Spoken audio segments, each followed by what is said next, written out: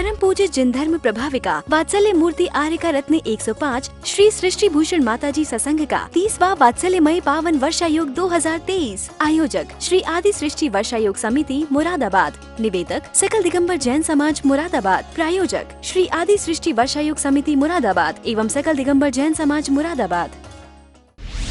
भगवान आदिनाथ की आराधना की श्रृंखला में अनेकों भक्तामर किए गए। इस श्रृंखला में एक बार पुनः आयोजित आदि तीर्थंकर 1008 श्री आदिनाथ भगवान की 1008 विशापहार स्रोत महामंडल विधान के माध्यम से सर्व रोग शोक दरिद्र निवारक अद्वितीय महा आराधना। परम पूज्य जिन धर्म प्रभाविका वात्सल्य मूर्ति आर्यका 105 श्री सृष्टि भूषण माताजी की मंगल प्रेरणा एवं आशीर्वाद व मंगल सानिध्य में आयोजित 1008 विधान की श्रृंखला में 1 दिवसीय, 11 दिवसीय या 108 दिवसीय विधान अपनी ओर से करा कर कीजिए प्रतिशत पुण्य का अर्जन। 1 दिवसीय विधान राशि मात्र 3100 रूपए, 11 दिवसीय 11,000 रूपए, 108 दिवसीय 1,11,000 रूपए। अपनी ओर से विधान करवाने का पुण्यार्जन करवाने वाले सौभाग्यशाली परिवारों को आयोजन समिति के द्वारा विधान में शुद्ध किए गए कलश प्रतीक चिन्ह स्वरूप भेंट किए जाएंगे। ऐसे पुण्य के कार्य में आप भी सहयोग कर अपने पुण्यों का उदय करें। एक परिवार हेतु या एक माह हेतु दान देकर संरक्षक बनने का अवसर प्राप्त करें। देर ना करें, आज ही संपर्क करें ऐसे पुण्यशाली कार्यों में सहयोग करने हेतु। दान देने हेतु संपर्क करें 93765 71002 या 93765 71003 एवं रसीद प्राप्त करने हेतु संपर्क करें 93765 71001। आपके द्वारा किया गया दान गरीब असहाय व्यक्तियों की सहायता में लगाया जाएगा। दान हेतु बैंक खाता विवरण सृष्टि मंगल सेवा समिति, bank name Punjab national bank, account number 0212 0001 011 77277, IFSC code PUNB 0021200। आपके द्वारा दिया गया दान आयकर की धारा 80G एवं 12A के अंतर्गत कर मुक्त रहेगा। आप भी अपनी चंचला लक्ष्मी का सदुपयोग कर पुण्य का लाभ अवश्य उठाएं। परम पूज्य जिन धर्म प्रभाविका आर्यका रत्न 105 श्री सृष्टि भूषण माताजी की मंगल प्रेरणा एवं आशीर्वाद से संचालित संस्था श्री आदि सृष्टि मंगलम अतिशय क्षेत्र श्री महावीर जी में चतुर्विध संग आहार उपकरण आदि की व्यवस्था सुचारू रूप में कई वर्षों से की जा रही है, जिसमें त्यागी वृत्तियों की भोजन व्यवस्था भी उपलब्ध है। श्री आदि सृष्टि मंगलम श्री महावीर जी में त्यागी वृत्तियों के आहार एवं यात्रियों के ठहरने के लिए वातानुकूलित कमरे भी उपलब्ध हैं। स्थल मेन मंदिर के सामने सृष्टि मंगलम भवन। अधिक जानकारी हेतु संपर्क करें 7300741008 या 93765 71002। लोह कसाय पड़ियो महु मड़ियो न संदेहो। कितनी सुंदर बात कही है कुंद कुंद स्वामी ने कि जो न तो दान करता है, न धर्म करता है, और न जो भोग करता है और न जो त्याग करता है, वो समझ लेना कि नियम से क्या होता है। लोह कसाय पड़ियो मरियो न संदेहो। कहते वो नियम से लोभी है और कसायों के वशीभूत होकर नियम से मरकर दुर्गति जाता है। और कहाँ मरता है, क्यों मरता है? कहते लोह कसाय पड़ियो मरियो न संदेहो। लोभ रूपी कसाई की अग्नि में जलता है। आप कहोगे माता जी धनवान कहाँ जलता है?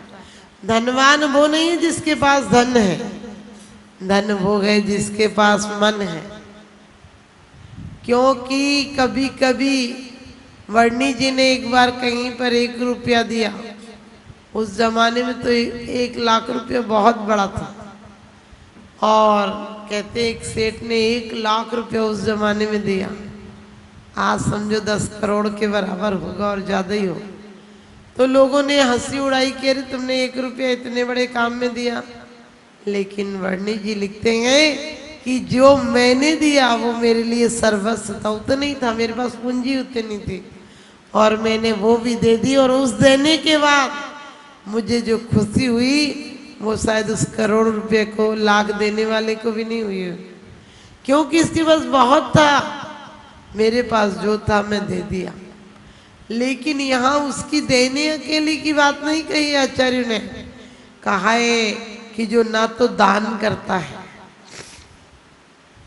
दान द्रव्य से भी होता है, भाव से भी होता है, क्षेत्र भी, काल भी, भाव भी, सब दान लगना चाहिए। ऐसा नहीं क्यों कि जिस क्षेत्र में तुम रहते हो उसमें कितने पाप हो जाते, उसमें कुछ पुण्य की काम भी करो। कितना समय तुम्हारा आरंभ उद्योग में निकल जाता है, कुछ समय अपने लिए भी निकालो। और कहा है धम्मोना, धम्म का मतलब है धर्म कभी बंधन नहीं कराता है, धर्म कभी संसार के सुख नहीं देता है, धर्म तो मोक्ष का पथ प्रशस्त करता है। लेकिन धर्म के साथ साथ जो क्रियाओं में हमारा रागांश होता है, अभी कोई कह दे धर्म तो संवर निर्जरा का कारण है, तो धर्म मंदिर खाली मिलेंगे, कौन आएगा मंदिर? क्योंकि सब तो कुछ पाने के लिए आते हैं, अपन भी आते हैं पाने के लिए, क्योंकि ये वो साधन है संवर का, निर्जरा का कारण भी है, और हमारे संसार में संसार की संपत्ति का कारण भी है। क्योंकि धर्म करत संसार सुख, धर्म करत निर्वाण, और धर्म पंथ साधे बिना नर तिर्यंच समान। धर्म वो गए जो जीने की कला सिखाता है, धर्म वो गए जो ग्रस्त में रहकर भी पापों से निवृत्ति की कला सिखाता है। धर्म है प्रवृत्ति मार्ग, जो ग्रस्त का धर्म है वो प्रवृत्ति मार्ग है, वो पूजा करता है, धर्म करता है, आहार दान करता है, वो सब करता है, प्रवृत्ति मार्ग है। क्योंकि मुनि का मार्ग निर्वृत्ति मार्ग है, उन्होंने धीरे धीरे सब करना छोड़ दिया, और श्रावक जो करता था उसको और अच्छे से करने लगा। क्योंकि जुआरी से रखोगे अगर दोस्ताना, जुआरी समझ लेगा तुमको जमाना। यदि आप पापियों के संगति करोगे, धीरे धीरे आपकी प्रवृत्ति पाप में हो जाएगी। क्यों कहा है रहे सदा सत्संग उन्हीं का, ध्यान उन्हीं का नित्य रखे, उन्हीं जैसी चर्या में यह चित्त सदा अनुरक्त रहे। दिन में सुबह शाम नहीं कहा, सदा अनुरक्त रहे। रानी चेलना राजा श्रेणी के साथ सैया पर सोई थी, सर्दी के दिन थे, रजाई से थोड़ा हाथ बाहर निकला तो मुंह से निकल गया, उनका क्या होता होगा। राजा तो क्रोध से आग बबूला हो गया, कहने लगे मैं बगल में हूं, ये ना जाने किसके ख्यालों में कोई है, और कह रही है उनका क्या होता होगा। राजा लोग दिमाग से तो काम लेते नहीं थे, दिल से काम लेते नहीं थे, और उसे तो क्रोध आया और बस तुरंत समोसरण के लिए सुबह सुबह रवाना हो गया। अपने मंत्री से कह गया अभय कुमार से कि रानी के चेलना के महल में आग लगा दो। राजा से पूछने की तो हिम्मत नहीं होती ना, वो पूछने पर बोलता कुछ। उसने कहा पिताजी आज ऐसा क्या हो गया, सुबह सुबह आप ऐसा आदेश दे रहे। बोले राजा से आदेश नहीं पूछते, सिर्फ राजा का तो आज्ञा का पालन करते, तुमसे कहा आग लगाने का, बस आग लगा दो। उन्होंने कहा ठीक है। आप वो चले गए, और भगवान के समोसरण में मन में तो प्रश्न था तो समाधान भी हो जाए करता है। मन में था कि रानी चेलना कैसी है, मेरी को छोड़कर दूसरे को चाहती है। तुरंत आया समाधान में कि रानी चेलना सती है, तुम्हारे अंदर ऐसा भाव क्यों आ रहा है। वो स्वप्न में भी तुम्हारे अलावा किसी को नहीं चाहती है। बस फिर तो क्या था, दूसरे प्रश्न का तो इंतजार ही नहीं किया, तुरंत लौट कर आया और राजा श्रेणी का आकर बोला भवन में आग तो लगा दी। बोला हाँ आग लगा दी। बोले जल तो नहीं गया भवन। बोले पिताजी हमें पता था, हमने कैसे आग लगाना, आपने पूछा आग लगा दी, मैंने कहा लगा दी। पे कहने लगे रानी चेलना सकुशल तो है। अभय कुमार कहता है कि मुझे पता था, आप क्रोध में आदेश दे के गए थे, इसलिए मैंने उनके बाहर जो बाउंड्री उसमें आग लगाई है, महल में आग नहीं लगाई। मुझे पता था कि आप सुबह सुबह किसी बात पर आक्रोशित होकर जा रहे हो, इसलिए आदेश दे जा रहे हो। रानी से पूछा कि मैं तो तेरे पे क्रोधित हो गया था, तू क्या कह रही थी, किसके बारे में? उसने कहा कि मैं ये विचार कर रही थी कि मेरा जरा सा हाथ निकला गए तो ठंड से अकड़ गया। उन मुनिराजों का क्या होता होगा जो कि दिगंबर मुद्रा में ध्यान करते हैं। ध्यान रखना, अपन को भी कभी ख्याल आना चाहिए कि हम तो इतने अच्छे से रह रहे हैं, लेकिन उनका क्या होता होगा। ऐसा ख्याल जिसके आ जाए, भरत चक्रवर्ती एक दिन आहार नहीं दे पाए तो गले से ग्रास नीचे नहीं उतरता था। तुम्हारा गला स्पेशल है, कभी अटकता ही नहीं। वो एक दिन आहार नहीं दे तो उन्हें लगता था पातक का दिन है। आप लोग जीवन भर आहार नहीं दो तो पता ही नहीं चलता। ये धर्मात्मा की पहचान है। देव पूजा और गुरु उपासना, स्वाध्याय, संयम, तप और दान, ये सब सठ कर्माणी दिने दिने।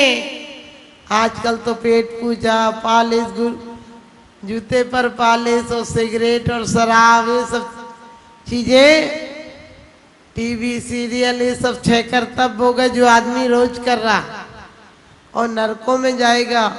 तो कहते हैं त्यागू ना, त्याग नहीं करता है। हमारे यहाँ त्याग कोई कठिनाई नहीं है, आनंद से त्याग करता है। क्योंकि आपने देखा होगा गरीबों के त्योहार होते हैं, खाने के त्योहार होते हैं। अजैनों के त्योहार होते हैं, खाने के, गरीब लोगों के खाने के त्योहार होते हैं।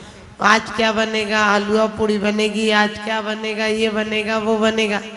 लेकिन हमारे यहाँ जो त्योहार होते हैं, आज नमक नहीं खाएंगे, खटाई नहीं खाएंगे, मीठा नहीं खाएंगे, ऐसे अलग अलग दिन हम त्याग करते हैं। क्योंकि हमारे यहाँ त्याग का अभ्यास, त्याग कोई धर्म नहीं है, लेकिन त्याग के अभ्यास से हमें समाधि के समय सहयोग मिलेगा। हमारी इंद्रियां बगावत नहीं कर पाएंगी, हमारी इंद्रियां हमारा सहयोग देंगी। पांचों इंद्रियों को क्यों बस में करते हो? क्योंकि पांचों इंद्रियां, कान से कुछ सुनने का मन करेगा, सुनाई देना बंद हो जाएगा। आंख से राग रंग देखा, उसे देखने का मन करेगा, दिखाई नहीं देगा। समझ गए? दिखाई हमेशा नहीं देता है। आंखें भी एक दिन थक जाती हैं। मुंह से खाने का अच्छा मन करेगा, क्योंकि ये जिब्या बड़ी खतरनाक, दोनों काम खतरनाक करती है, चखने का भी और बकने का भी। चखे कबीरा कहे निज पेट से, क्यों न भयो तू पीठ, अनरीते अनरत करे, भरे बिगाड़े पीठ। इस पेट के खातिर आदमी क्या क्या करता है। आपने देखा गरीब लोग इस पेट के खातिर नालियों में कचरा साफ करते हैं, जूठन खाते हैं, कहीं का भी कुछ सड़ा गला भी मिल जाए उसे ले जाते हैं। क्यों? क्योंकि उन्होंने पहले जन्म में नहीं दिया था तो इस जन्म में नहीं मिला। एक राजा हाथी से उतरा तो सवारी पर बैठा, सवारी से उतरा पालकी में बैठा, पालकी से उतरा और सिंहासन पर बैठा, और वहां भी लोग पांव दबा रहे हैं। तो एक सखी ने अपनी सखी से कहा कि हाथी चढ़ घोड़ा चढ़ा, घोड़ा चढ़ असवार, और कब का थाका ये सखी सो अबे दबावे पांव। कि मुझे समझ में नहीं आया, ही चला तो 2 कदम भी नहीं, हाथी से उतरा वो घोड़े पर बैठ गया, घोड़े से उतरा रथ पे बैठ गया, रथ से उतरा पालकी पे बैठ गया, और पालकी से तो सीधा ये सिंहासन पर ही उतरा है। फिर भी लोग इसे हवा कर रहे हैं, पैर दबा रहे, कब का थक गया। तो उस दूसरी सखी ने कहा, भूमि मरा भूखा रहा, पग पग चाला पाँव, जब का था का ये सखी अबे दबावत पाँव। कि पहले भूमि में सोया, भूखा रहा, पग पग चाला, और जब ये सब किया तो पहले जन्म का इतना इतना परिश्रम था कि जिंदगी भर पैदल चला, जिंदगी भर एक टाइम कभी स्वल्पाहार मिला कभी नहीं मिला, और कहते भूमि पर ही सोया। और अब इसको ये सब साधन मिलेंगे, इसलिए जब का थका हुआ भी पैर दब रहे हैं इसके। हम भी ध्यान रखना, हम कुछ मांगते हैं भगवान से, हम लोग त्यागते नहीं है, त्यागना जानते ही नहीं है। सुख संपत्ति भाई होए तुरती आनंद मंगलदायी। अरे तुम व्रत तो करो, सुख संपत्ति और संतान सब कुछ तुरंत चाहिए, हमें ये नहीं चाहिए। हम बड़े बेईमान आदमी हैं। जब जिंदगी के भोगों से थक जाते हैं, वो भोगने की शक्ति समाप्त हो जाती है, तब स्वर्गों के स्थायी भोग चाहिए। यहाँ तो 2-4 मकान थे, वहाँ सोने के रत्नमय मकान चाहिए। यहाँ तो खाने को कभी रूखा सूखा भी मिलता, डॉक्टर मना कर दे तो।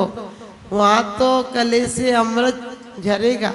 कितनी लंबी योजना है कि मर के भी भोग की योजना है, कि मर के भी हमें भोग चाहिए। नहीं, हमें नहीं चाहिए, क्योंकि हमको रे पाँव के नहीं, हम संचार के पुजारी हैं।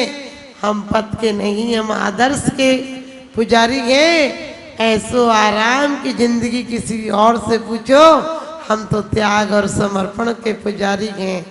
हम तो त्याग और समर्पण के पुजारी हैं। हमारे भावों में इसलिए चेतना है कि हम भोगना जानते हैं तो त्यागना भी जानते हैं। हम भोग यदि भोग लेते हैं, क्योंकि हम और आप लोग जो भी संसारिक लोग भोग भोगते हैं, वो भोगते ही नहीं, वो भोगने की सिर्फ आकांक्षा करते, भोगते कहाँ है? भोगने का टाइम ही कहाँ मिलता है? आदमी कमाता है, सोचता है आराम से बाद में भोगेंगे, बाद में रोटी पचती नहीं, आंखों से दिखता नहीं, आते काम करते नहीं, क्या पचा लोगे? तब फिर इंद्रियां ही बगावत कर देती कि अब हमें कुछ नहीं पचना।